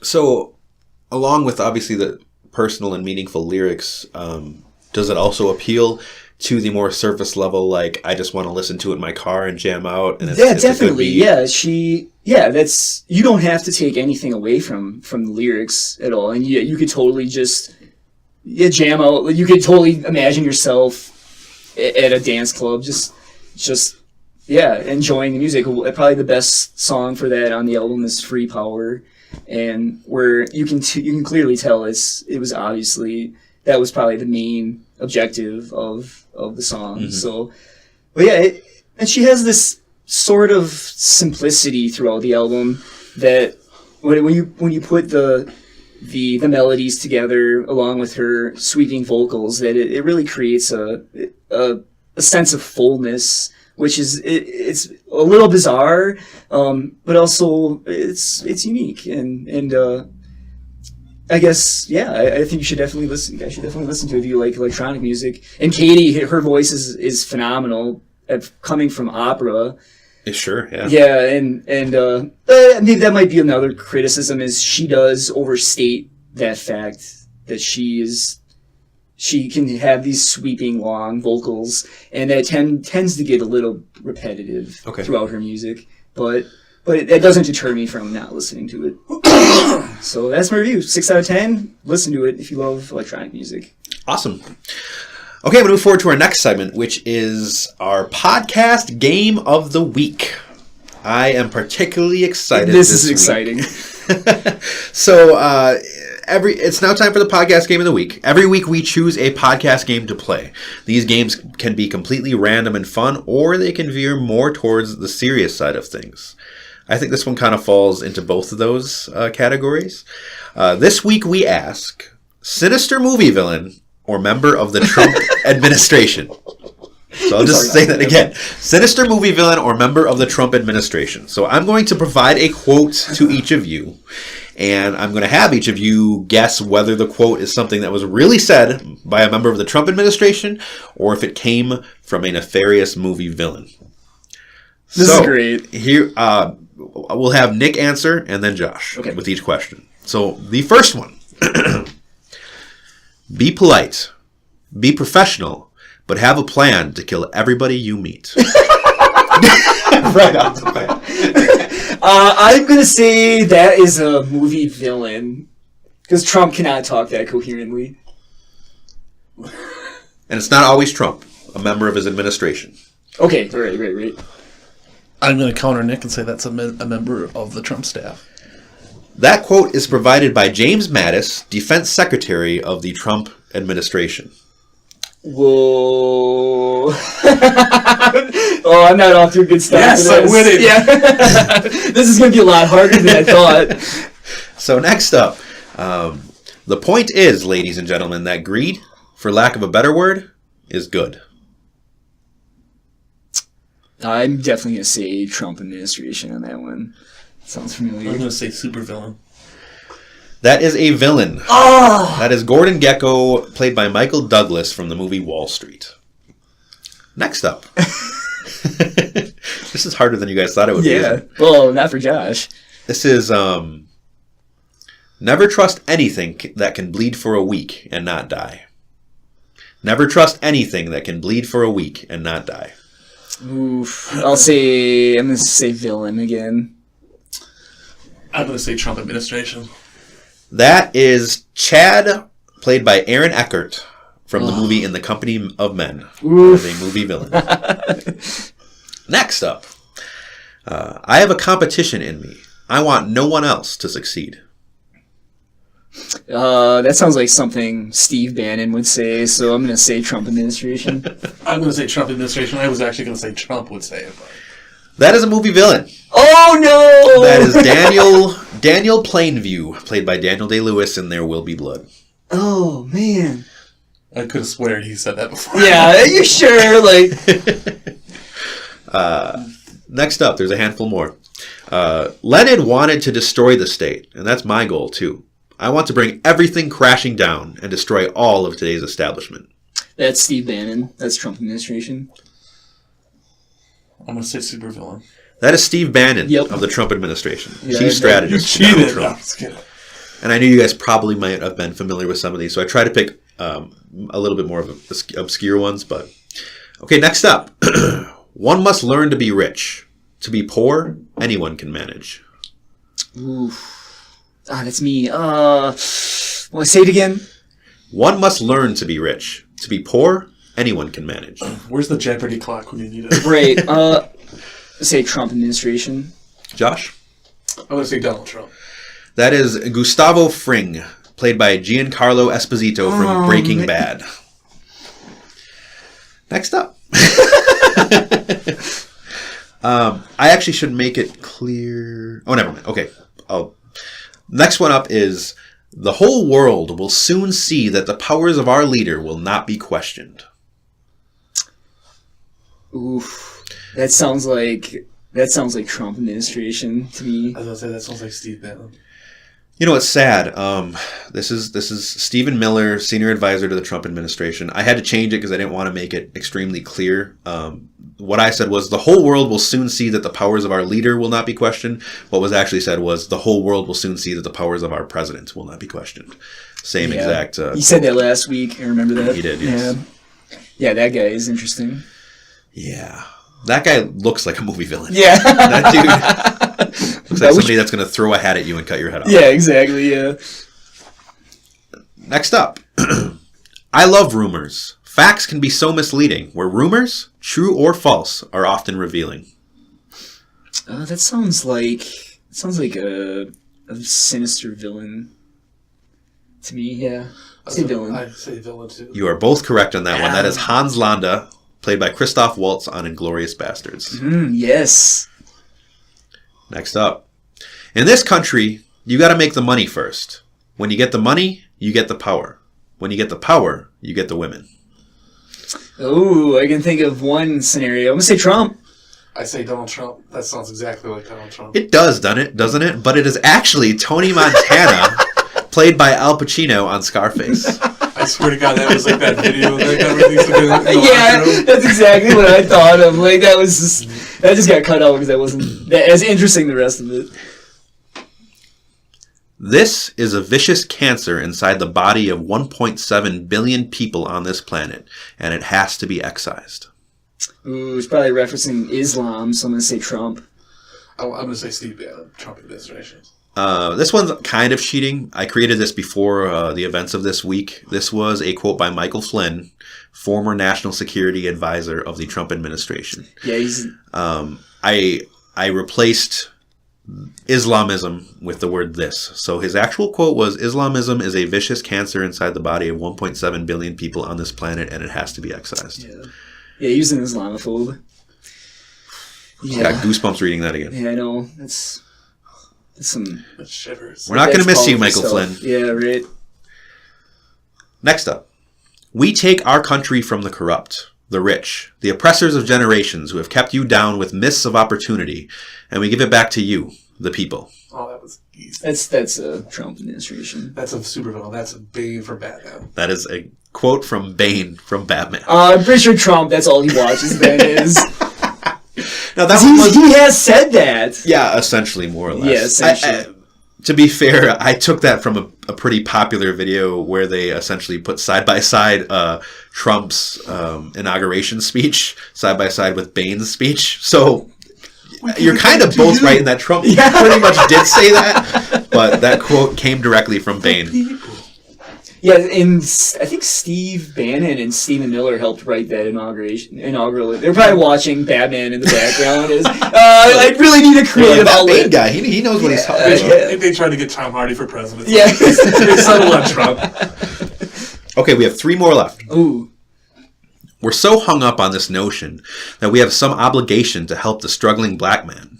Cut him some slack until he can overcome these historical injustices. It's crap. I mean, Lincoln freed the slaves, 130 years ago? How long does it take to get your act together? Sounds like it's too obvious. I'm going to say supervillain. I'm going to say political figure. That is Derek Vineyard, who was a villain on American History X. Wow. That one I thought was a hard one. Yeah, man. Is it sad that that's a hard one? Yeah. That is very sad that that's a hard one. Yeah. It's sad that I was expecting the White House to have said that. For context, Derek Vineyard in American History X played a prominent white supremacist. So. He played Steve Bannon's dad. I'm going to need another optimistic story after this segment. Yeah, well, they'll be coming hopefully. 2 more left. Biblically, the poor are always going to be with us in some form or fashion.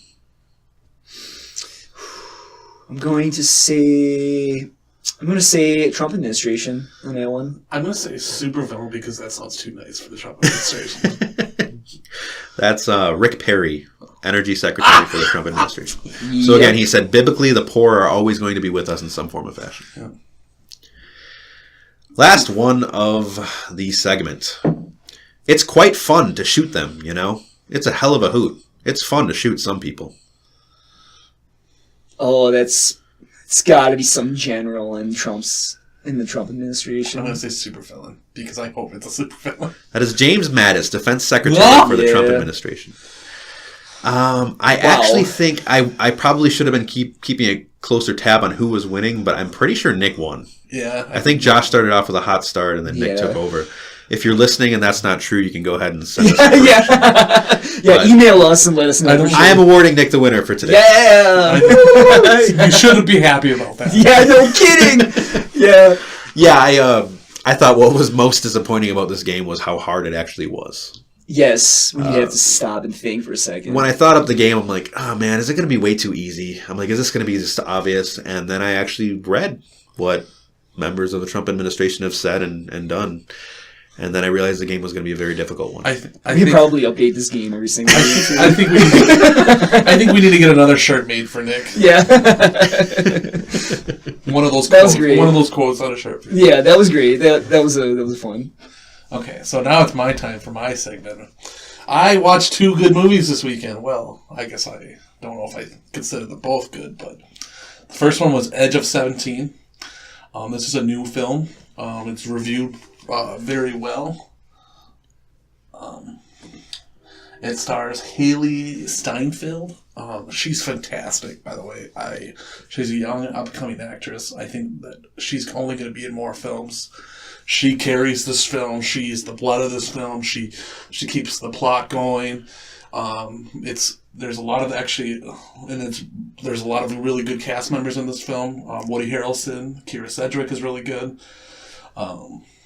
It's a really good coming of age film. The plot is simple, and it moves the pace as well. So I really liked it. At first I gave it a 9. I was going to say out of 10, but then I've been thinking about it. I'd say it's an 8 because the only ding I would say is that even though she's really, really good in this film, the cast around her is probably what brings the film down. Okay. The second movie I'm going to talk about is Crimson Peak. Have you guys ever heard of that movie? Yeah, I've seen it. You've seen it? Mm-hmm. So, I see that it was given a 71% on Rotten Tomatoes, which I was like, I don't know if it deserves that, because I think this movie is the most dull movie I've ever seen in my life. It's a Del Toro, or I don't want to say his first name because I'll butcher it. Guillermo? Yeah. And it's got a good cast. I like what's her Mia Wasaki. I think that's how it said that.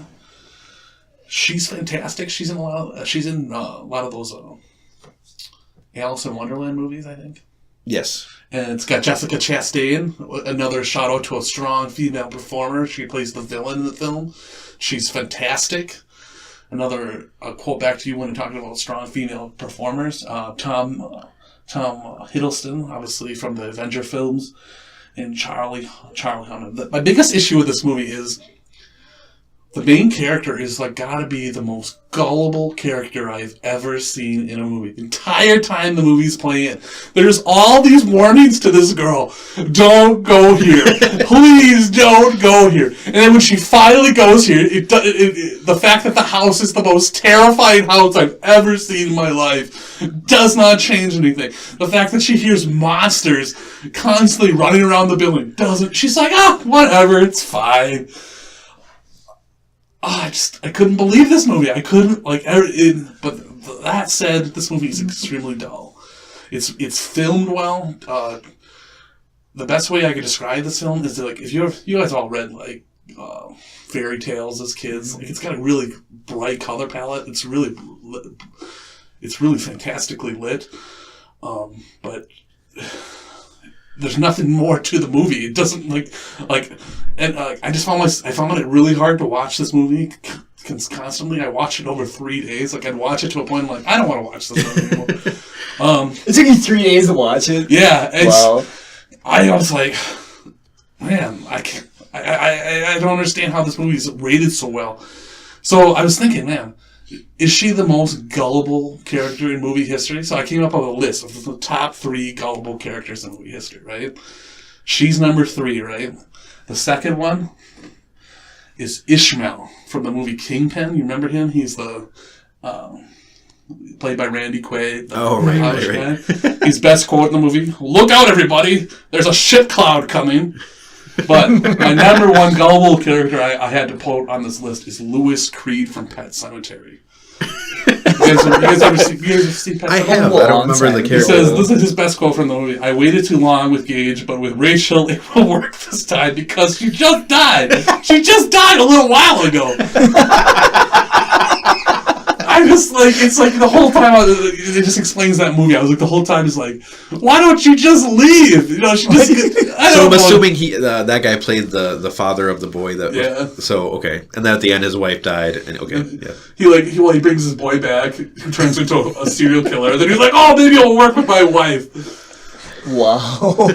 I originally gave that movie a 6, but after I finally finished it, I dropped it down to a 4 because I didn't give a shit. It was almost the fact, like, well, Del Toro said, this movie's so shitty, I'm just going to kill all the cast members. I found it to be a disappointment, too. I was very excited to see it because I love Del Toro.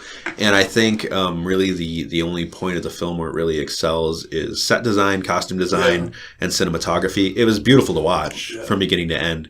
But you're right, the characters were not very believable, and I didn't really care what happened to them. And then also, it was just boring. And the ghosts, it's like, why do you have ghosts in this movie? They don't do anything. They just, like, stand around mostly. Yeah, it was a disappointment. And I found myself saying at the end of the movie, it's like, everything that happens to everyone in this movie, they deserve. But that's just me. And that's my segment, by the way. So next up is our Neat Knowledge Nibble. Every week we try to provide you, our listeners, with a helpful helping of knowledge or advice. So this could be how to manage your money, or how you can have success, or even small things. So this week I am putting a magnifying glass on a great deal. There is a deal that's going on through February 20th. So podcast listeners, if you're listening on Monday, this is the last day you can take advantage. It's called the Humble Freedom Bundle. If you're not familiar with Humble Bundle, they regularly do deals on games where essentially you can buy a bundle of 3 or 5 or 10 or more games, which are usually priced very well, and they also double by giving you some of the money that you pay for the games to charity. So this week they are doing something that they've really never done before, which is called the Humble Freedom Bundle. It is 30 plus indie games, including some of the highest reviewed games over the last few years, for $30. So we're talking games like The Witness, Stardew Valley, Day of the Tentacle, Nuclear Throne, Invisible Ink, World of Goo, The Stanley Parable, Super Hexagon. If you're not familiar, all these games are very, very well reviewed, and many of these games alone would be worth $20 to $30. So it's a very worthwhile bundle. The unique part of this bundle is that instead of only part of your payment going to charity, this bundle goes completely to charity. 100% of the funds go straight to charity. 3 charities in particular, and I'll talk about what they are. The first one is the ACLU.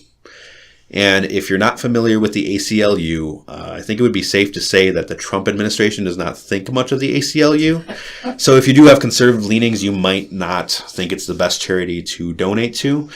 But the ACLU has been around for almost 100 years, and they've had a history of fighting for equality of gay rights. They've fought for more privacy protections in our digital age against government surveillance. They fought against ending mass incarceration. They have fought for preserving the right to vote or the right to have an abortion. They have fought against the death penalty. So that's what they fought against. They're a nonprofit. They are the ACLU, or the American Civil Liberties Union. The next charity that you'd be donating to is Doctors Without Borders. So Doctors Without Borders essentially help people worldwide wherever there's a need. So if there's an epidemic, or if there's a conflict, or if there's a natural disaster, or if there is an area where people just can't have access to healthcare, they will help people all around the world by providing care or supplies or whatever might be needed, mostly in third world countries, to help out people in need. And the third and final charity that you'd be donating to is the International Rescue Committee.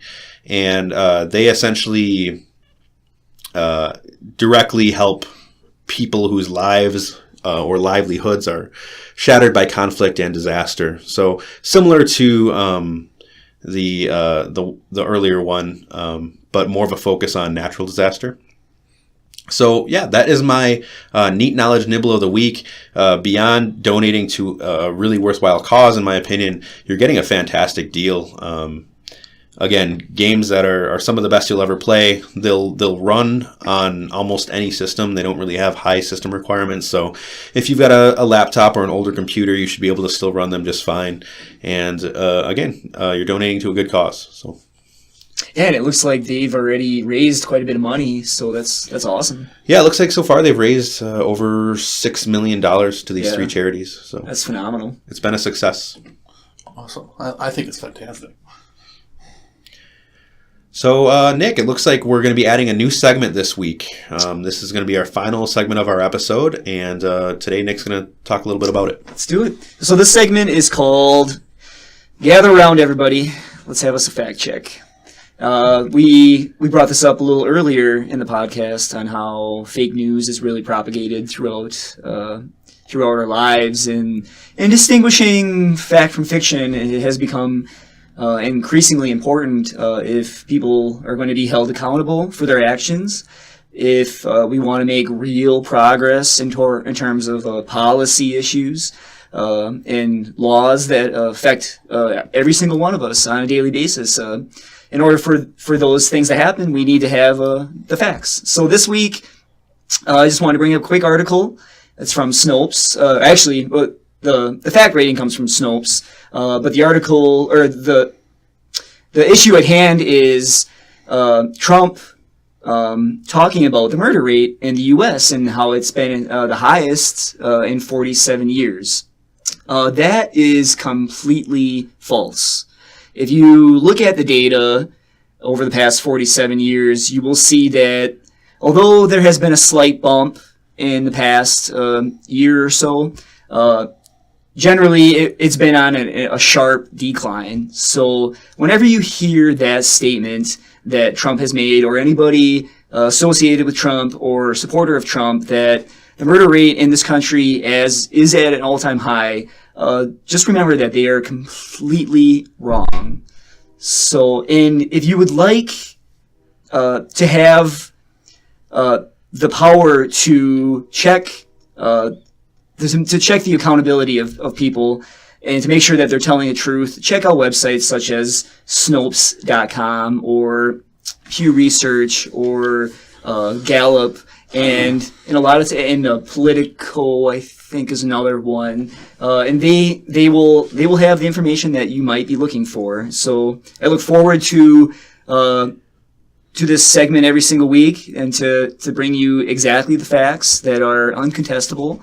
And yes, stay tuned. Yeah, I think I'm really a big fan of this segment because obviously there is an epidemic of fake news that's really taking over our country, and I think it's really important that people are able to base their opinions and viewpoints off of real facts rather than made-up opinions, whether it comes from a Republican or a Democrat or anyone.